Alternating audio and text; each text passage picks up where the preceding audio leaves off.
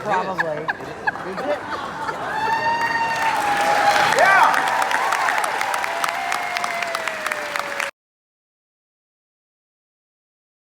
But he was nervous, and they were even more nervous. I was, amazed. I mean, just a young girl. I think I was like 20 years old when I met Elvis. And these stars would come backstage, and they would be shaking in their boots. And I'm like, oh my gosh, they're so afraid of him, you know? But he would always, and I think he was a little nervous about meeting them as well. But he was so much more relaxed when they left.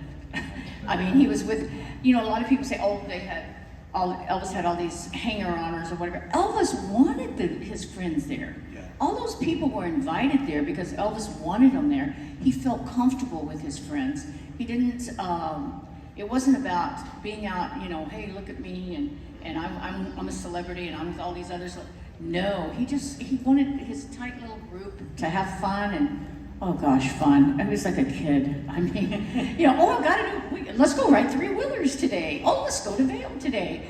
Oh, let's go to the movies today. Let's go to the carnival today. I mean, he was like a kid. I mean, he never grew up, Yeah.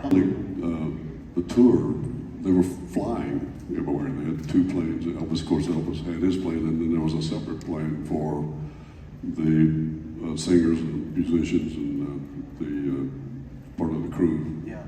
So it was pretty easy. The gospel tours, riding on our old double-decker bus, was the fun. It was the part that wasn't fun, Yeah. But in saying that, people ask me, what kind of a guy was Elvis?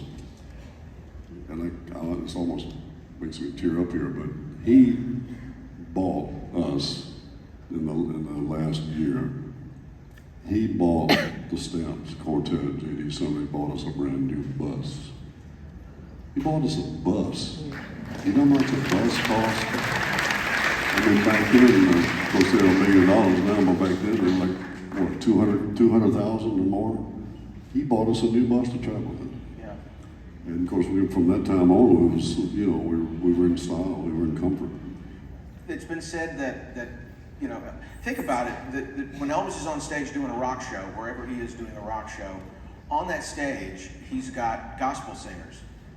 And pretty much every show, at some point, Elvis did a gospel song or two and made sure to feature, by name, J.D. Sumner and the Stamps Quartet, and the Sweets, and Kathy, and everybody up there, Voice, whoever was with him, made sure to feature them.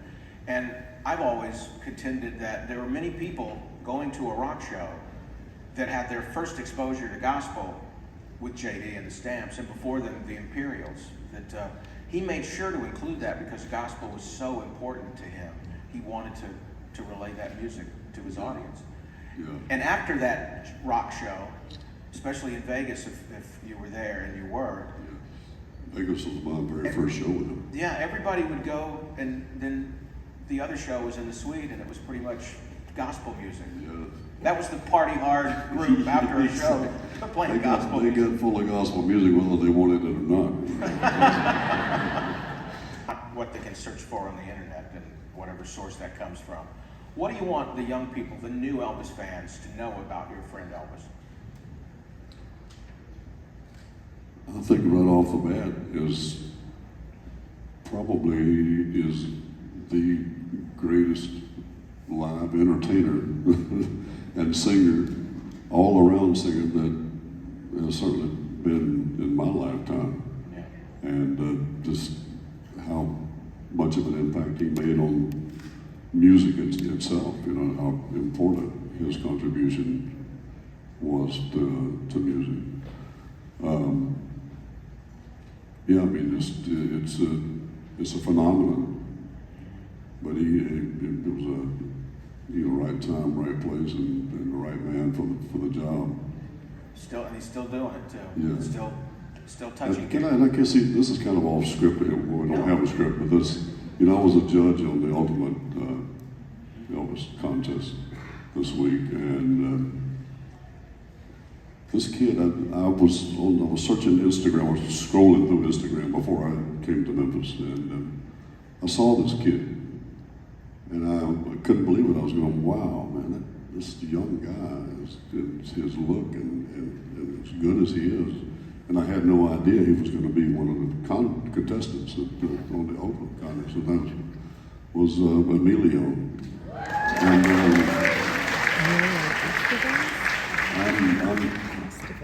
I'm thrilled that we have this young guy, 22 years old, that has that kind of, he's got the look, he's got the sound, he's got the special thing, when he comes into it.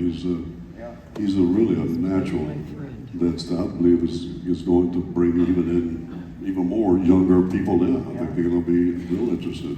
I saw you right after the contest was over that night, and you called me over because the song that he selected for the was a Blue Moon, and he's taken a lot of hits from people over that. But I'm thinking, well, he's an ultimate, so I think it was a good call, but it's not a usual call. But you told me right after that, it was still fresh in your mind about that by doing nothing physically, it was all about the voice. And you said that there was a moment that do you remember what you said to me about he was singing and he looked out from behind the microphone and just kind of smiled. And you said at that moment you were like, he's totally in the zone. Yes. So I hope you all understand what I'm saying. I know you all probably had your favorites, but as judges, we're kind of looking into the future and how do we perpetuate this whole legacy, and he just seemed like the perfect candidate for it. Yeah, I'm gonna make sure he sees your comment about that. Emilio Santoro from the UK, the ultimate.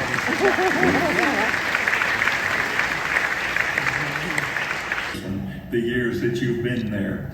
And all of you fans out there, if it weren't for you fans, the three of them wouldn't even have a job. And I wouldn't either. So thanks, heaps. Heaps is a country expression. You'll hear it later.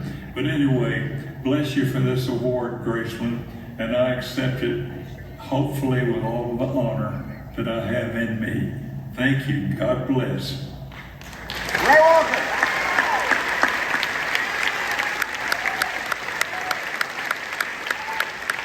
Also unable to join us today, the family of Jordanaire Hugh Jarrett. They will be receiving their Graceland Legend Award. All the original members and members of the Jordanaires, Neil Matthews, Hoyt Hawkins, Gordon Stoker, Ray Walker, and Hugh Jarrett, all now Graceland Legends. Let's hear it for all of them. Is that when I've been talking to everybody about this week and about how everything's going, people are saying, it's amazing. The audience is, everyone coming here is so happy. We've seen so many new faces. And what I'm really trying to do over the next several years, what I've been trying to do since day one, but what I've really been trying to do, what I'm really going to try to do over the next several years is listen to the Presleys. And, the one thing that I would often get, and, so much tragedy, and that Lisa would tell me, it was very difficult after Ben passed away. And you have to remember, Ben passed away in the middle of COVID. So I remember trying to get all of these things done so that Ben could have a proper burial. And when Lisa could finally come, it was so there was so much death here. There was so much, when I go in, I don't, it's my home, but I also see so much death. And then obviously when Lisa passed away, I think Riley felt the same way. And I really felt empowered and even re-empowered to make the mansion grounds a living place, to bring back the life of when Elvis was there. Because every day there were people coming, running, people playing football, people riding horses. The story, we shared a story about, Elvis, when Elvis first started riding, and if he rode for 45 minutes, someone told him he had to walk the horse afterwards, so he walked the horse for 45 minutes. But that's a great story, and that's just Elvis. Elvis wanted to make sure that his horse was okay. And a lot of the things that we're going to do, in 3 years from now, it will be the 50th anniversary. And we are going to be announcing things and doing new things every 3 or 4 months.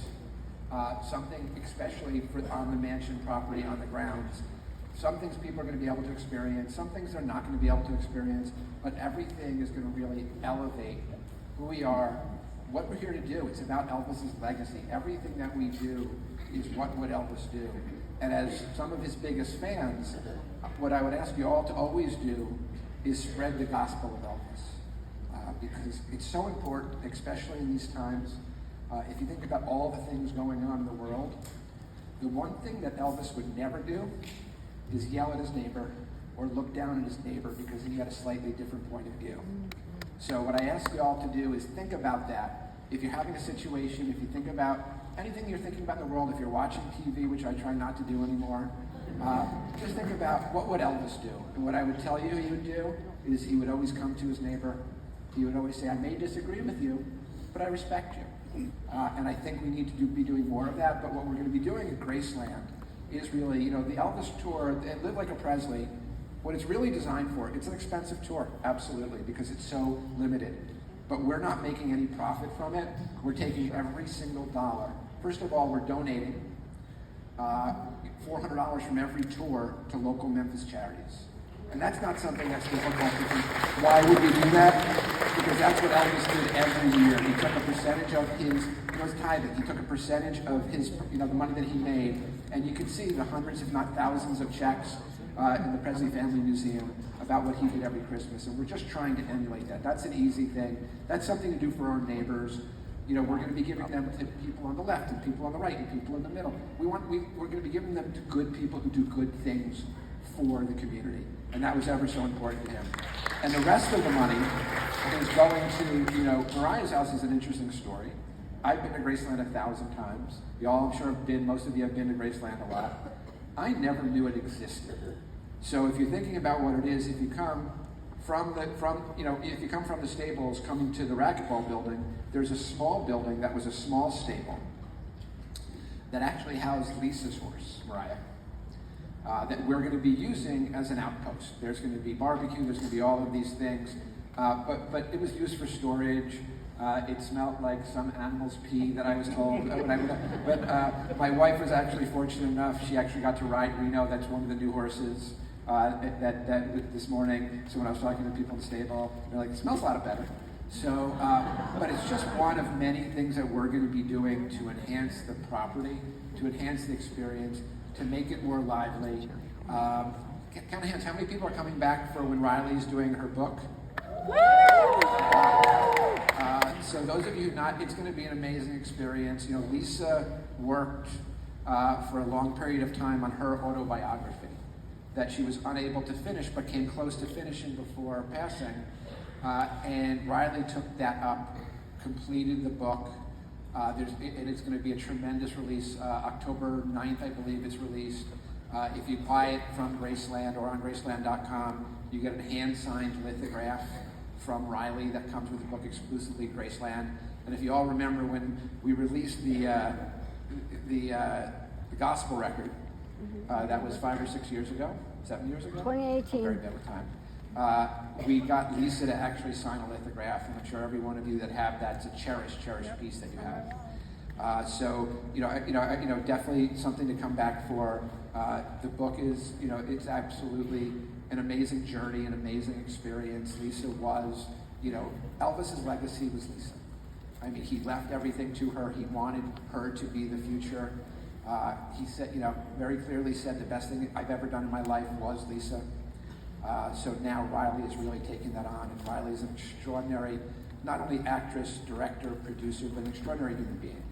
She, again, is solely focused on what is best for Elvis's legacy. We don't have conversations on, well, this doesn't really seem organic, but we can make an extra $1, because that's not the conversations we have here. We really have here, here's what we need to do. Now, how do we make enough money to do it? We look at it very much the opposite. All the obligations that we have, all the things that we want you all to see, how do we make sure, even during COVID, when we couldn't have anybody here, how do we make sure that we keep everything up, we elevate everything, and we just keep it coming? So, the tour that comes in September, the book tour that's coming in October, this is the first part of our road to 50, which is going to culminate in 2027. We're going to have most likely 3 to 4 new buildings on the mansion property between now and then. We're going to be announcing those.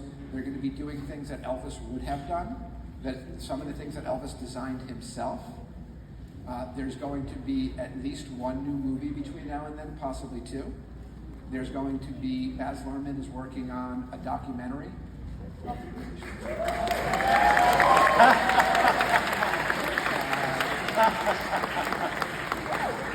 Baz. Sorry, Baz.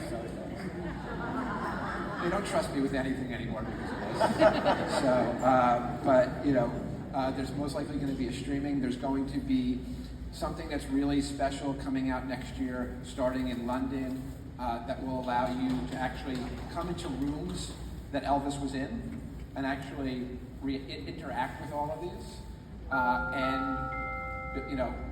Think of something that Elvis really wanted on property, like a recording studio. I'm pretty much certain that there will be a recording studio on mansion property, which is something that not only did Elvis always want, he designed. So, there is in our archives architectural drawings for that. So we're going to continue to do things. You don't need to clap for me. Okay. I know there's so much love in this room. I get it. So, but the whole key here is really in a world of such quick change. Everything has changed. Movies, music, things are so disposable. If you think about it, Elvis is one of the few things from the middle of the 20th century, from 50, 75 years ago, that's still incredibly relevant. When you have, I'm sure you have friends who say, oh, Frank Sinatra was this and Frank Sinatra was that. Frank Sinatra was a great crooner. But, he doesn't matter today anymore, and that's just a statement of fact. If you look at all the people, you looked at the movie stars, outside of Charlie Chaplin, how many people can name a movie star from before 1960, 1970, and even from them?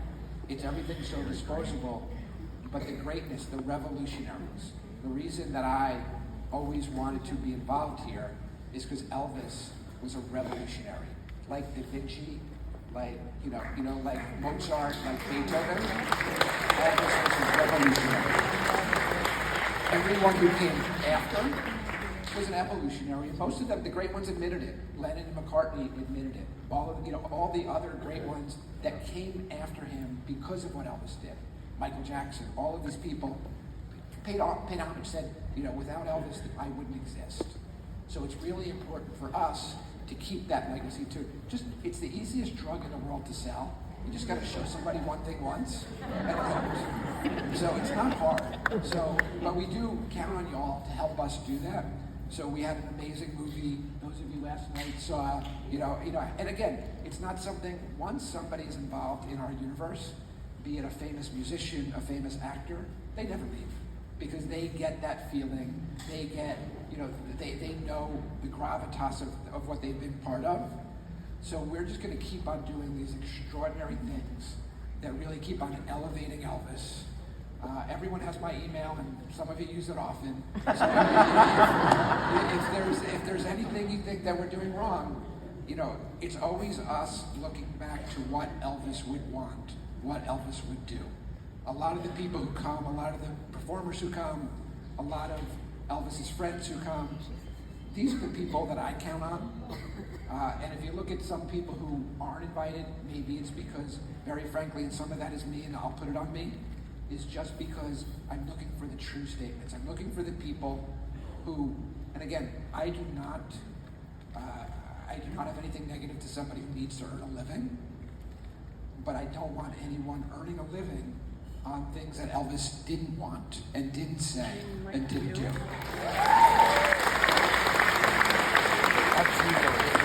So, I don't always get it right. If I was perfect, I'd be Elvis, and I'm not. But we do our best every day and every night and trying to figure out what that perfect thing to do is. And I'm often asking the people that you've been seeing on stage, seeing at the hotel, you start with Jerry Shirley, Larry Strickland, who, even after a great tragedy, and Naomi was such a beautiful human being, comes here. And he said to me last night, I don't think he would mind me saying, as long as I can sing, just please let me keep on coming back.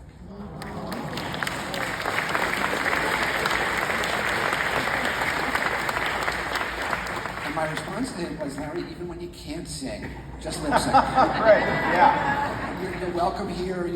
I said, you want to stay here for a month, stay in the hotel for a month, whatever you want to do, we want you here, because and especially a number of the gospel singers were just some of the great ones. I was so blessed to have produced, that record with Lisa and have Lisa do a duet. And I remember, I will not say which one of the singers it was, but I did a little documentary for myself and, filmed and interviewed all of the singers. And one of them said to me, Elvis was the only person who never judged me. I did a lot of bad things in my life. I did a lot of things that I regret, but the only person who never abandoned me, who never judged me, was Elvis. And that's the thing, I guess he said it best. That's what I want you to do with everybody in your community, with every, all these Facebook groups where you're young and screaming at each other. All these things that, Elvis, I've had people from people who have never met Elvis to people who are very close to Elvis tell me Elvis would be so upset with you. And I respond, why? Tell me why. Let's have that conversation, because I want to understand something I might not understand. But if you're telling me Elvis would be very upset with me because I'm not letting you earn money off his name in a way that's negative, I don't agree with you. So, the story I'll leave you with, and some of you may have heard this, was, I came here the first time, I believe, in 1992. I was managing bands then. I had a very successful band that played the Mid-South Arena. That's very close to here. And someone said, hey, would you like to take a VIP Elvis tour tomorrow morning? We said, great, but we need to be in Nashville by noon. So we got in, I want to say 8:30 in the morning. I was the first person off the bus. I was a cocky kid. I was very successful, very young. I walk in the door and Aunt Delta starts screaming at me because she hated people coming early. She was properly dressed with a cigarette, and I'm not a person, I don't know what comes after this life. I live my life in a way that no matter what comes after this life, I can hold my head up and I can defend my life. I can show that I've respected people and I've respected everything that I've ever done. But twice in my life, I've had someone talk to me.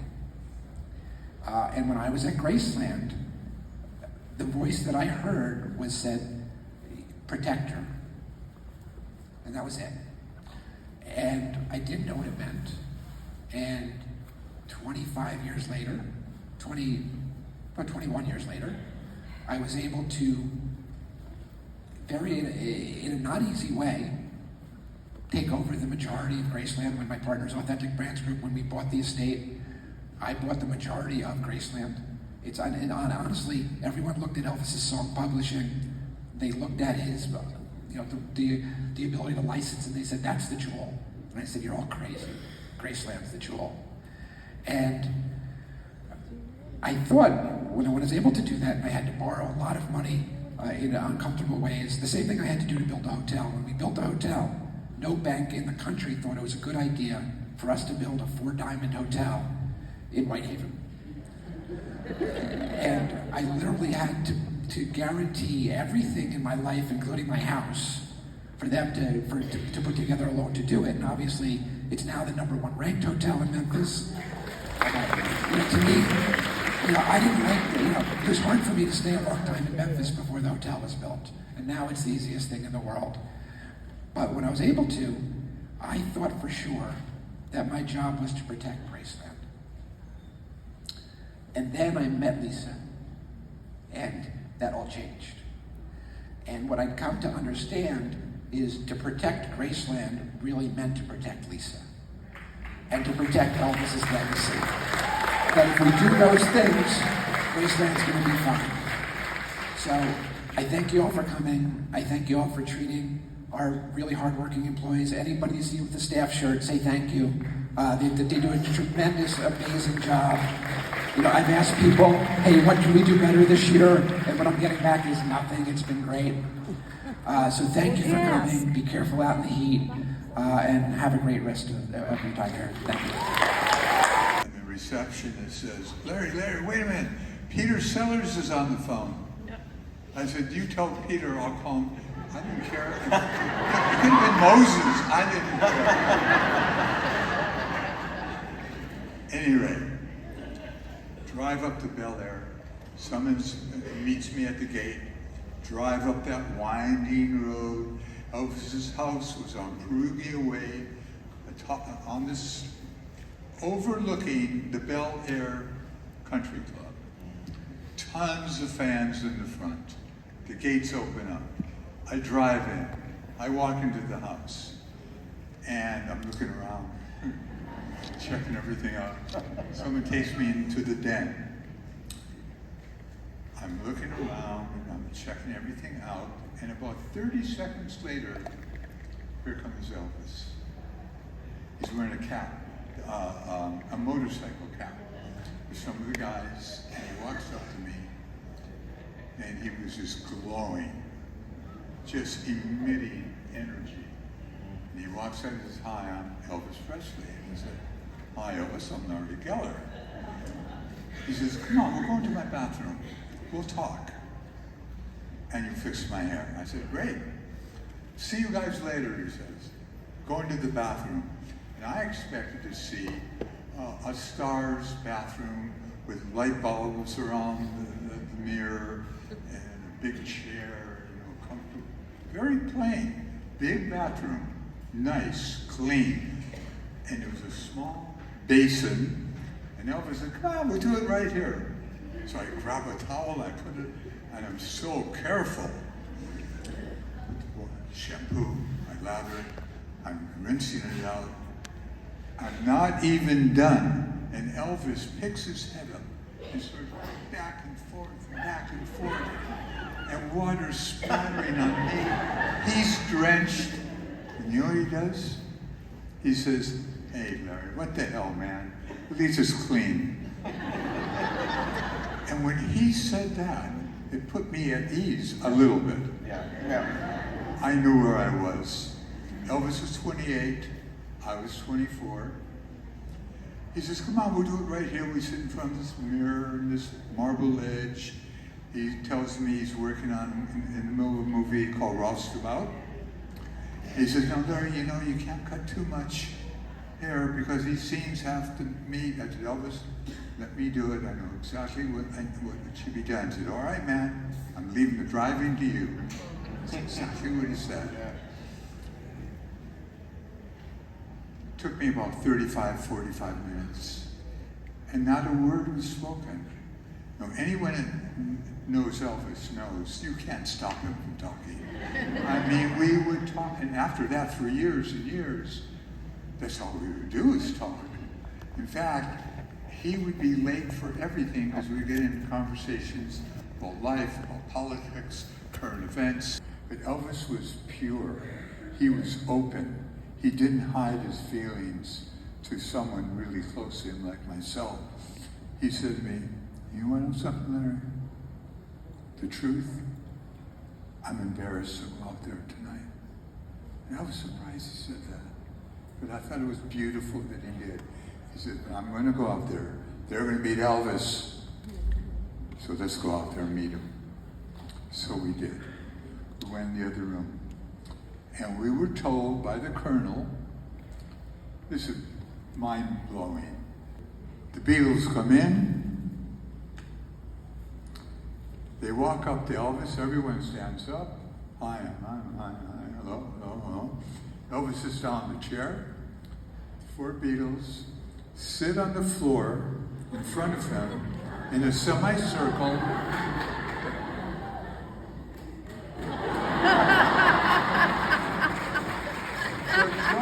I was looking at him. Because you know why they did that? Because he was Elvis. Because they were looking at Elvis right Yeah. then and there. That was Elvis. Their idol.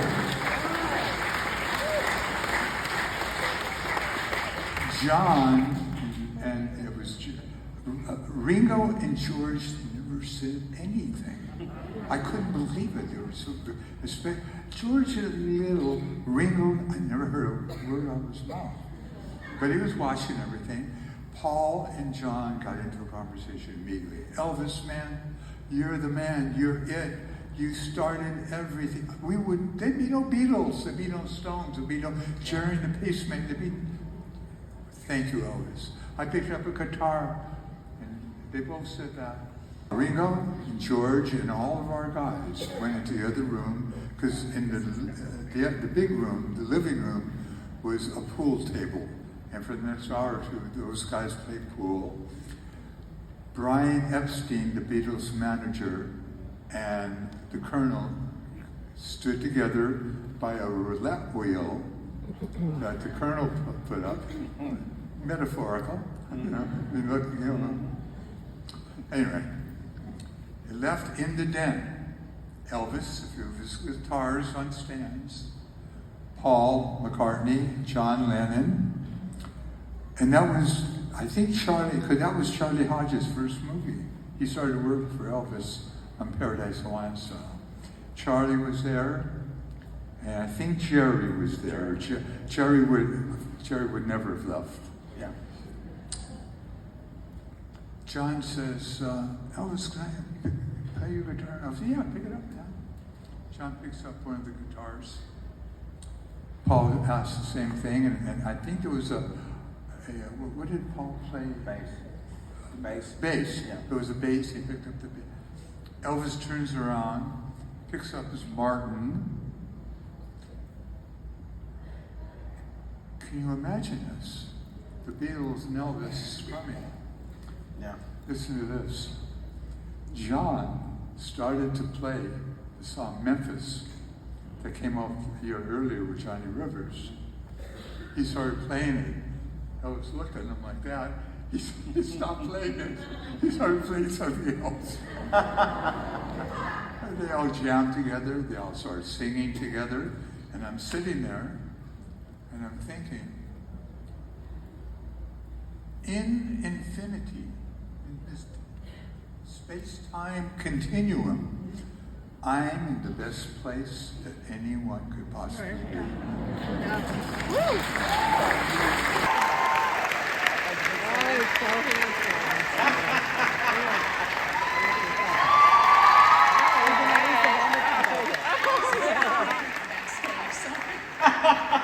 Tell them what you said. Oh, you got to tell about your feelings about, because this is so cute. My being coy. Yes.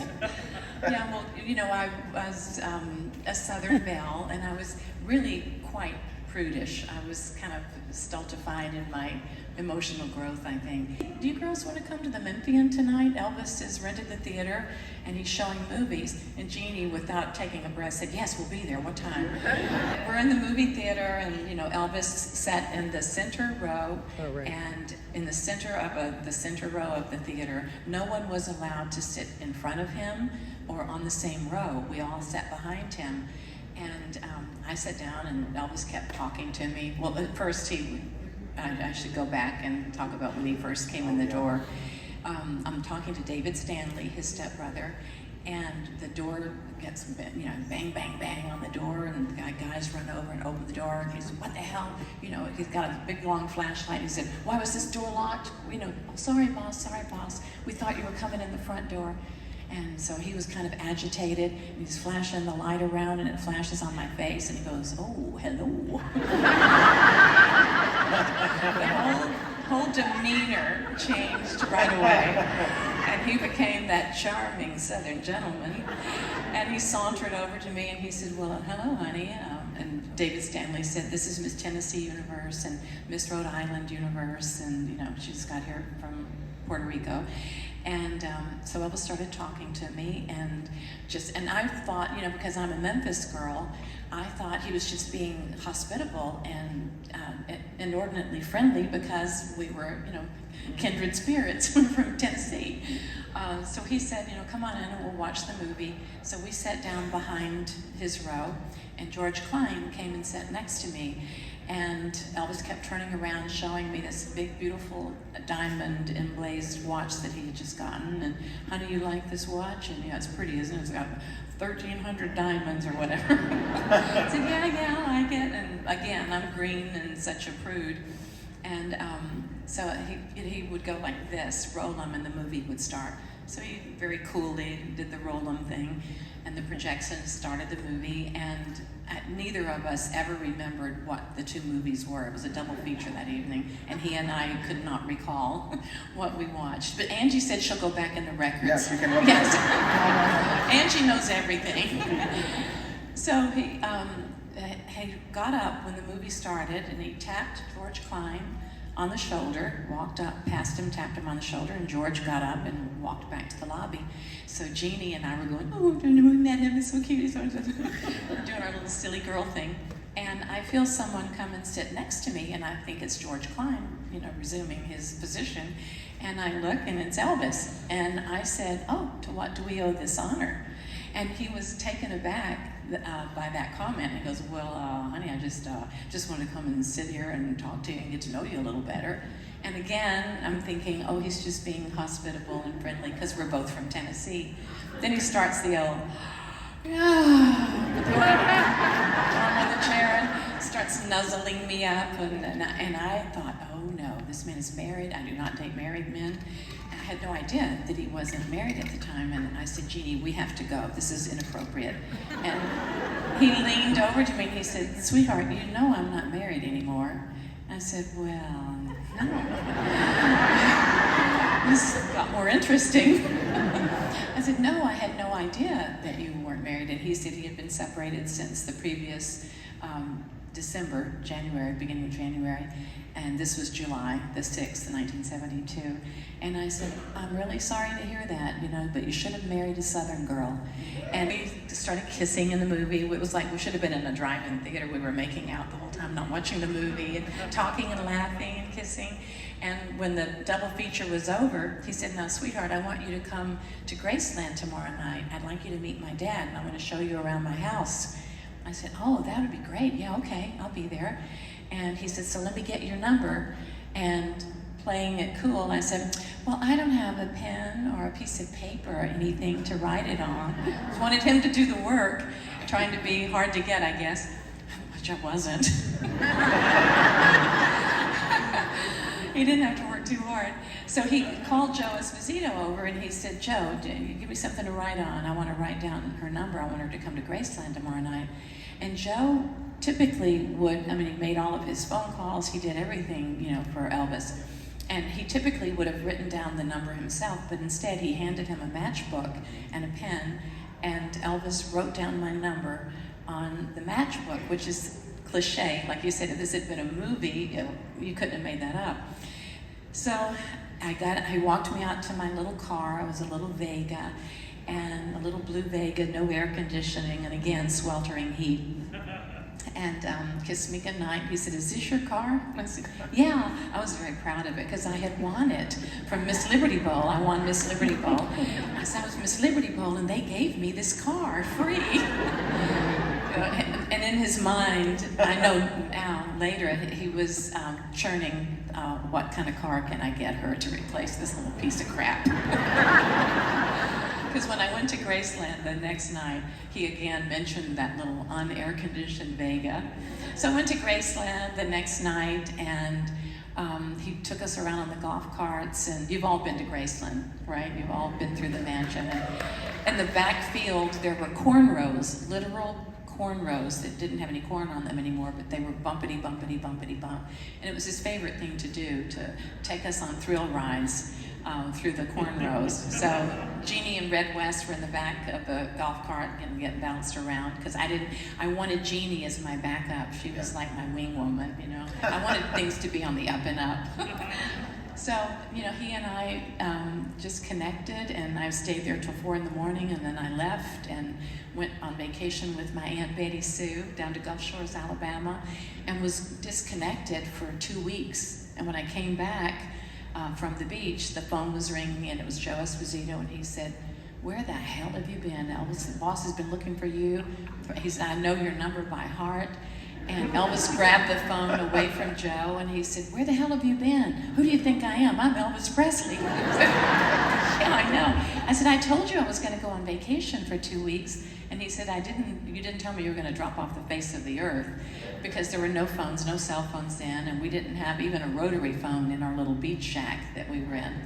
So he said, I want you on a plane. Get on a plane tomorrow morning. I want you in LA. We're going to Vegas to start rehearsals for my Vegas engagement. And I said, I still have sand between my toes. I've never been to Las Vegas. I don't know what to bring. He said, don't worry about it. Just get on that plane.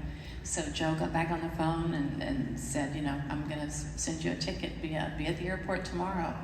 And Elvis, it was so funny because he said, who the hell do you think I am? He said, I told you, I want to be with you. That means I want to be with you. I said, okay. Sold. Hard to get. Yeah. Really hard to get, wasn't it? But oddly enough, you know, even though I was pining over him for those 2 weeks that I was in Gulf Shores, Alabama, listening to his music, playing Just Pretend incessantly, just pretend I'm holding you, I was pretending. And probably in his estimation, I was playing a little bit hard to get because I didn't write my number down and say, oh, please call me. And I disappeared for 2 weeks, which made him probably a little more desperate to get in touch with me and see me. Yeah. And then he got used to me. He knew I was there. I wasn't going anywhere. And we were talking at the mansion when you said every room, every part of the house has a memory. And one of our people that was on the tour said, you know, where did you spend most of your time? Like in the living room, down in the TV room, and where you spent the majority of the time is one of the. It's the part of Elvis's life that's left that we're not a part of. We haven't seen it. We're not allowed to. And that was his special place. Yes, and it's not salacious as it sounds, but our favorite place to be was the bedroom, and it was because we were separated, sequestered from the outside world, from even the 13 guys that sat around downstairs waiting for him to come downstairs and hang out with them, watch TV or go to the movies or whatever.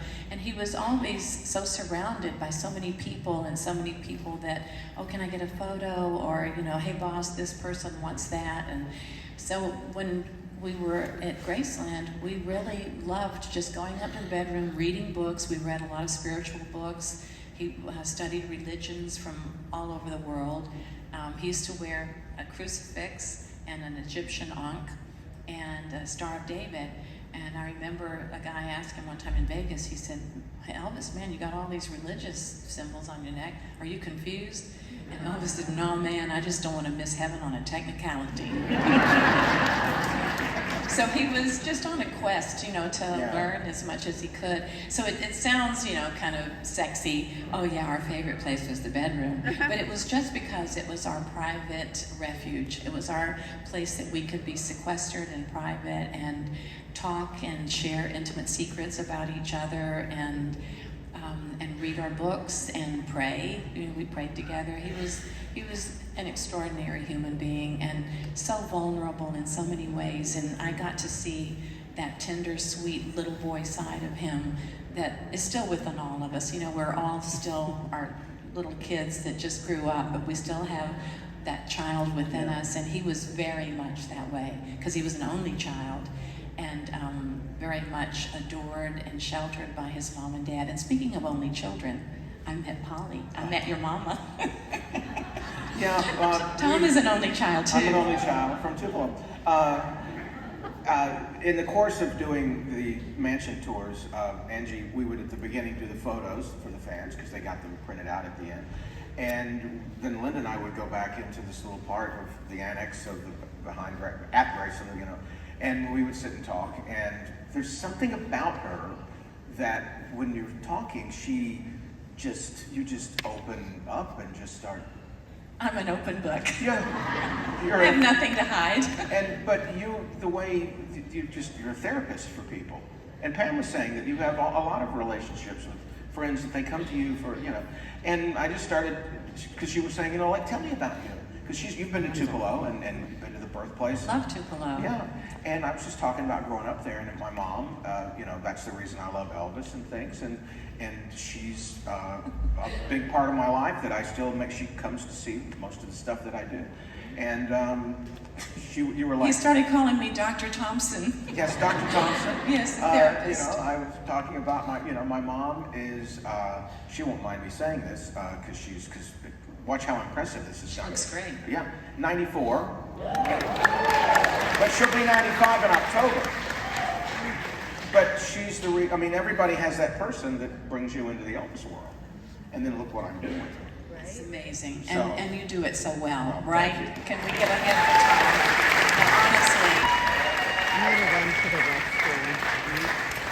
Tom? It's all about family. Honestly, see how I respectfully stand up for you?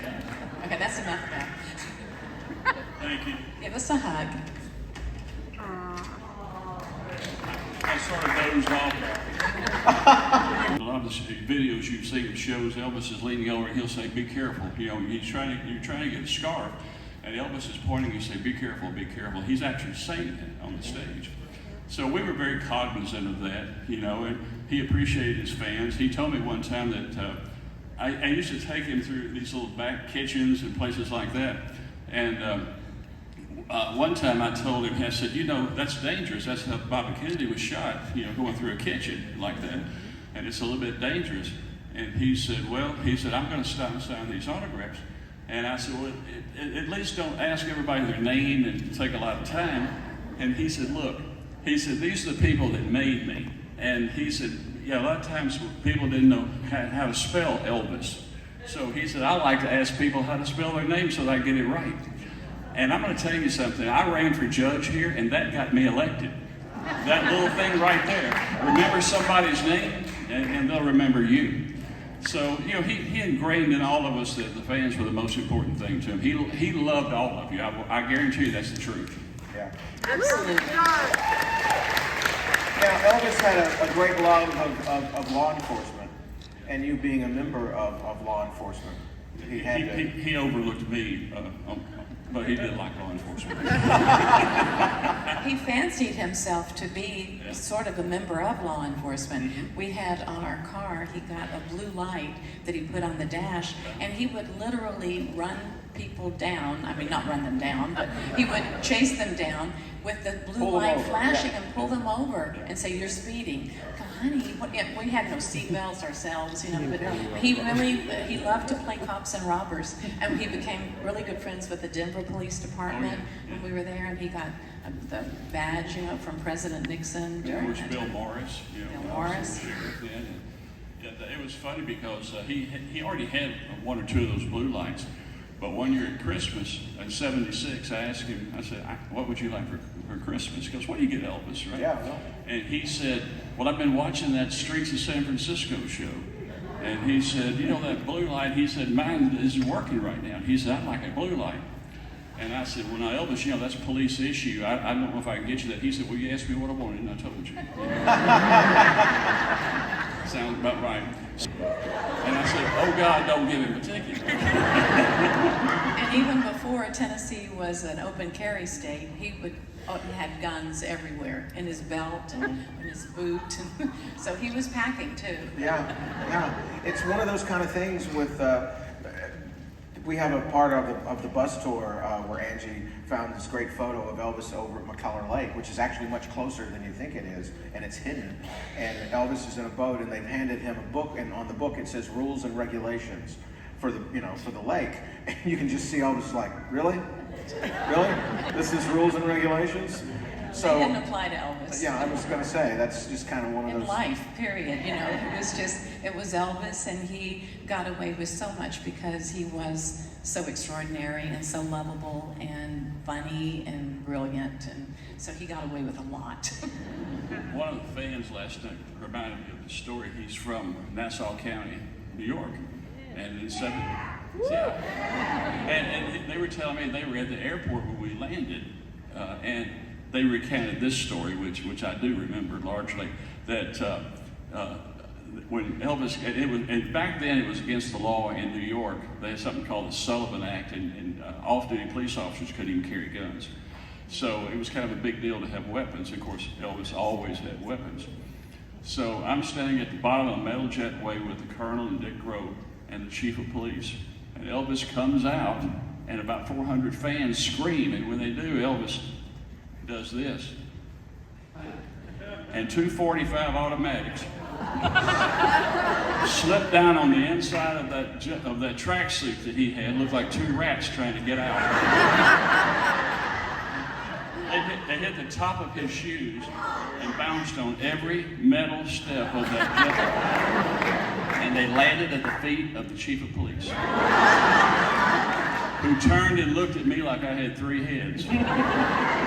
And Dick looked at, I thought we were going to jail, you know. And Elvis jumps down, you know, bounds down like he would do, walks right up and says, "Hi, Chief, I'm Elvis Presley."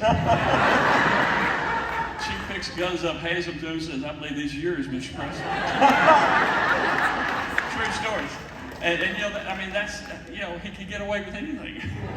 Lottie and Mary in the daytime, and then Pauline and Nancy at night. So, and they would alternate, but those four ladies were our housekeepers. So there was always someone there to cook for him. But he would say, "Sweetheart, would you go down and make me some bacon and eggs?" I said, "Well, would you like Pauline to do it or Lottie?" "No, I want you to do it because you do it with TLC, and it just tastes better when you cook it. I can taste the love." So, because I would make him peanut butter banana sandwiches and things like that. So I went down, and the first time that I ever made him bacon and eggs, you know, I put it on a tray nicely and walked back up the back stairs of Graceland, and we used to put a towel down on the bed and just eat while we were sitting in bed. So I put it in front of him, and he looked at it. He said, "What is this?" And I said, "Well, that's 3 scrambled eggs and 4 slices of bacon and some toast with butter." He said, "Honey, when I ask you to make me bacon and eggs, I want to see at least 6 or 8 eggs on the plate, and I want to see half a pound of bacon, and I want to see half a loaf of bread. I won't eat it all, but I'm rich. I just want to know that I'm rich." I used to be hungry when I was a kid, and he says, "And I want to see a lot of food in front of me, and I won't eat it all, but you know, I'm rich now, and I want to see it in front of me." Like a little child, he would sit cross-legged in the bed, and when he was trying to watch his weight, which was often, he would eat honeydew melon at night. So he would sit there with his little honeydew melon, and every bite he would do a little dance, like, "It just tastes so good. It tastes so good." He would do this little dance while he was sitting cross-legged in bed, and I'll never forget. Oh yeah, he said, "Well, let me ask you." I said, "Well, hold on a second. Is Josh?" "Oh yeah, don't worry about that, but let me ask you a question." I mean, it just opened doors, and it still does. It still does. Play the Elvis card. Play the Elvis card. Time to do it. Yeah, well, that's good. I wrote Josh Groban's first hit, "To Where You Are," and it was inspired by my love of Elvis and the loss of Elvis. It's called "To Where You Are," and it was featured in Ally McBeal, and it was Josh Groban's first hit. Oh, wow. And I wrote the lyrics. And my sweets, and he'd pick another ring up and hand it out to the audience. And so when we got Elvis in the limo to leave, Lowell's beating on the window, which he almost never did. And so Elvis says, "Let him in." So we let him in. And he's sitting there, he was just nervous. He said, "Elvis," he said, "I should never have come. You gave away something like $80,000 in jewels tonight." And Elvis leaned over and said, "Lowell, tomorrow night I'll sing 15 minutes longer." And that just encapsulates the way he felt about tangible things. It just didn't mean anything to him. And he derived such great joy in giving. And he used to say to me, it's a far greater joy and privilege to give than to receive. And he literally felt that way. He derived so much joy from giving things to people, and especially exorbitant gifts like that no one would expect. And he said just the look on the faces, it fortifies him, you know. Yeah. He really, really enjoyed it.